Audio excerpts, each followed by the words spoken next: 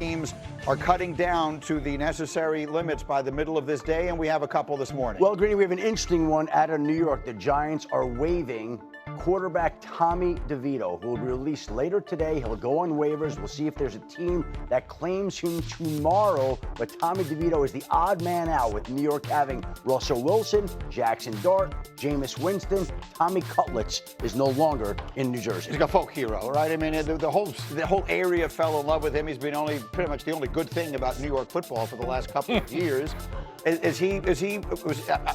Can he go on the practice squad? Like, sure. Is that still an option? He has to clear the waivers first. Right. And then again, like at some point, if they move on from Jameis Winston in terms of a trade in season, now you have Tommy DeVito in your building, knows the program, knows the offense. To me, that's a likely outcome. All right, so as these go, 4 o'clock Eastern time this afternoon is cut down time. These will be coming in all day long. Shefty will have the very latest. In the meantime, I've got burning questions, and let's begin, Shefty, with you in Cleveland.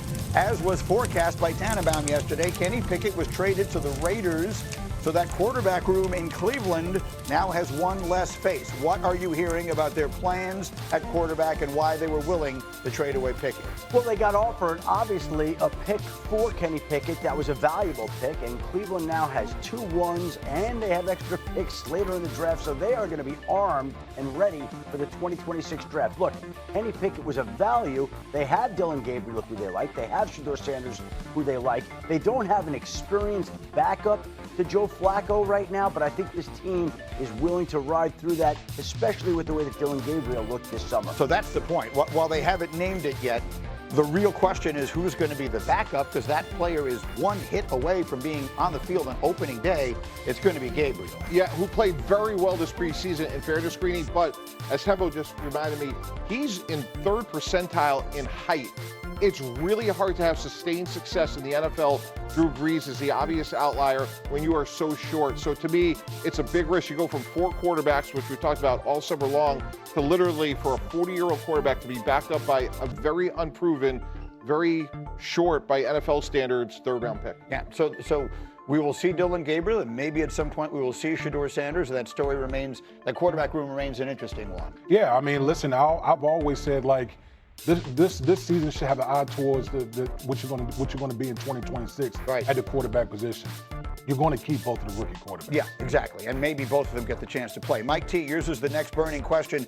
Joe Mixon will miss the first 4 weeks of the season with a foot injury, as was forecast by Shefty yesterday. Tell us again, the wide-open AFC South. Which team do you like? The Tennessee Titans. Look, the Texans will have 4, maybe 5 new stars on the offense. Joe Mixon's out. And when you think about Cam Ward, this is the quietest first overall pick we've ever seen. And he, to me, is going to have a spectacular season.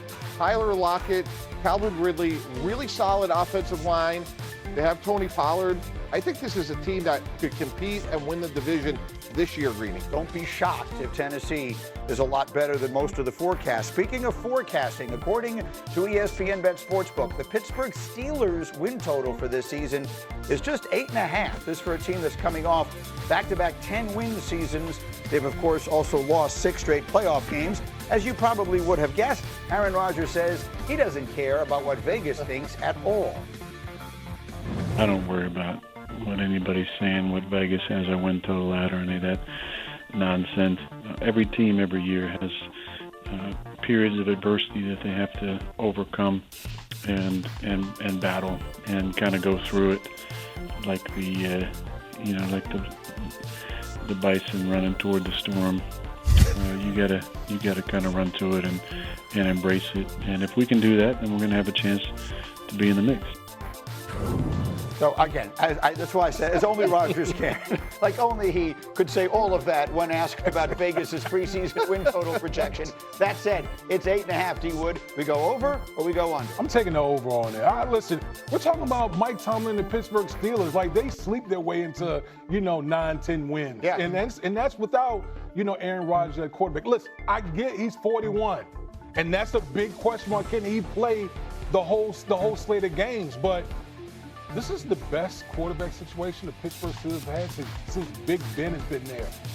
And the biggest question, honestly, the offensive line. The offensive line, if they play well and they play to their strength and protect Aaron Rodgers, Come on, I'm taking over. Greeny, the NFL was created on September 17th, 1920, roughly 105 years ago. In 105 years, there's been 2 quarterbacks, 42 or older, start a playoff game. I'm going to take 105 years and take the under. So you're going under on Rodgers, at least as far as the playoffs are concerned. Shefty, what are you hearing out of Pittsburgh, the early returns? Listen, I think they are excited. They felt like this was a position they had to solidify. This is a team, I think, that still has some questions going into the season. I know we've talked about Trey Hendrickson and Terry McLaurin.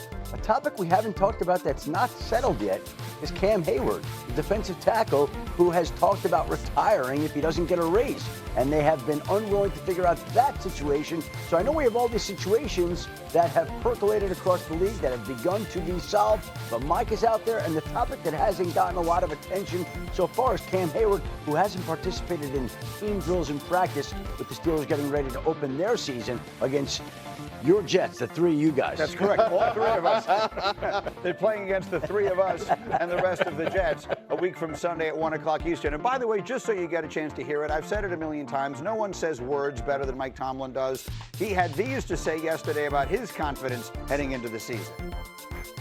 You can trick yourself into being confident. You can hide underneath your desk. I don't worry necessarily about how I feel, the emotional component of it, because it's just that. It's about putting these guys in position to work individually and collectively and being urgent about that work and understanding that everybody's got the same number of days and the answers to those questions, those bills are going to come due in a short period of time. Again, I have no idea what he just said, but I loved every second of it. I don't know what that meant. I really don't. But I would like it to be my ringtone if that's on the list of options going forward. All right, we got college football coming up. What an enormous weekend we have this weekend here. The end of Jerry Jones or Micah Parsons or ones. You said to me yesterday, find a way to make both sides happy. In this case, I'm not sure it works because Jerry thinks they had a deal and he feels wrong. And if I'm Micah Parsons, I'm not taking 1 cent less than TJ Watt got. 2 years, $84 million. Both sides win, both sides lose. $42 million a year, Greedy, highest paid non-quarterback in the league. 2-year deal, so Jerry Jones doesn't have these massive guarantees, and now Micah Parsons gets back out to the market as soon as 2 years. So to me, not ideal for either side, but it puts a Band-Aid on it. One other thing, Greeny, the expression, it's getting late early. If the 4 of us were in Kevin Petullo's office right now, the offensive coordinator of the Philadelphia Eagles, I promise you on his whiteboard is test the conditioning of number 11, meaning if Micah Parsons does play, I promise you they will go no huddle and see what kind of shape he's in. Well, before we even get to that, let me ask you the question this way. We are 9 days away from the opener. He has a tight back for whatever that's worth, but he hasn't been in pads. He has not gone through an actual football practice this entire training camp. Can he physically play an NFL game in 9 days? I think it would be irresponsible for the Dallas Cowboys to put him out, to be honest with you. I think if you're truly trying to protect the player and do what's in the best interest of the player, you don't play him week 1. We are literally 9 days away. One thing you got to do, and Mike T, you've seen this before, you have to be in football shape. The only way to be in football